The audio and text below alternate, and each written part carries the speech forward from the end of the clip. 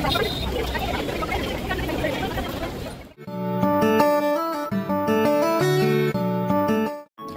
বন্ধুগণ, welcome back to our channel Jamie diaries. তো আজকে নিয়ে চলে এসেছি অন্য আরেকটা ভিডিও, যেখানে আমরা চলে যাচ্ছি মেট্রো করে সরোজিনী নগর। সরোজিনী নগর হচ্ছে থ্রিফ্ট স্টোর ইন দিল্লি। তো আপনি এখানে ভীষণ সস্তায় জামা কাপড় পাবেন।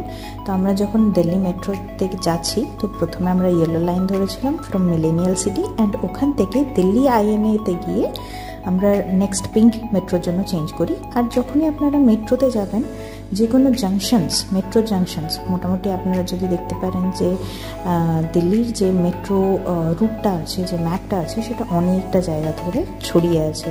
তো যে কোনো জায়গায় আপনি জাংশনসে যাবেন, সেরকম এখানে ডিফারেন্ট কালারের লাইনের জন্য ডিফারেন্ট পায়ের চিহ্ন দেওয়া থাকে, সেটা ধরে ধরে আপনারা যেতে পারেন। তো আমরা দিল্লি আইএনএতে নেমে মজলিস পার্কের দিকে ফার্স্ট পিঙ্ক মেট্রোটা ধরি, অ্যান্ড ঠিক দিল্লি আইএনএর পরের স্টপেজটা সরোজিনী নগর। ওখানে আমরা পৌঁছে যাই। আমি যদিও সরোজিনী নগর 3-4 বছর আগে গেছিলাম, এখন যখন যাই তখন অনেকটাই ডিফারেন্ট লাগছিল, অনেক নিট অ্যান্ড ক্লিন, অনেক সাজানো ব্যাপারটা ছিল। যখন আমি 3-4 বছর আগে যাই তখন সেই ব্যাপারটা একদমই ছিল না।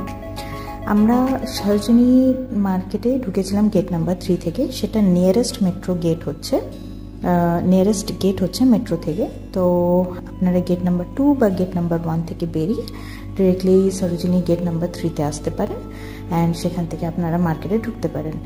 সরোজিনী যে মার্কেটটা হচ্ছে, সেটা 3 থেকে 4টে লেনে ডিভাইডেড আছে, অ্যান্ড প্রত্যেকটা লেনেই অলমোস্ট আপনি ম্যাক্সিমাম মেয়েদের জামা কাপড় পাবেন, ছেলেদেরও পাবেন, কিন্তু সংখ্যাটা যথেষ্ট কম।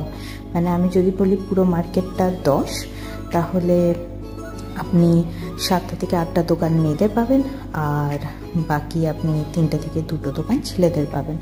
এখানে ভ্যারাইটি রকমের টপ, স্কোয়াড, সেট, তারপরে আপনার ফর্মালস সব কিছু পাবেন, অ্যান্ড সব কিছুই ভীষণ পকেট ফ্রেন্ডলি বাজেটে পাবেন।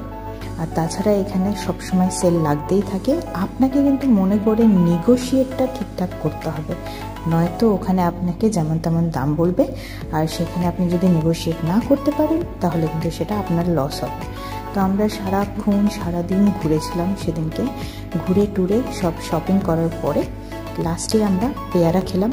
ভীষণ খিদে পাচ্ছিল, কোনো খাওয়ার সেরকম অপশন ছিল না, আর ভীষণ টায়ার্ডও ছিলাম।